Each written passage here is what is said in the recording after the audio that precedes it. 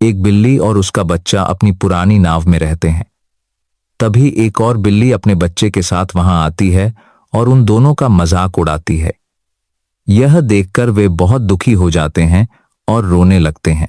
फिर वे एक नई नाव खरीदने के लिए कचरे से बोतलें इकट्ठा करने लगते हैं और उन्हें बेचते हैं। कभी फल बेचते हैं, कभी कुछ, और इस तरह वे धीरे धीरे पैसे इकट्ठा करते हैं।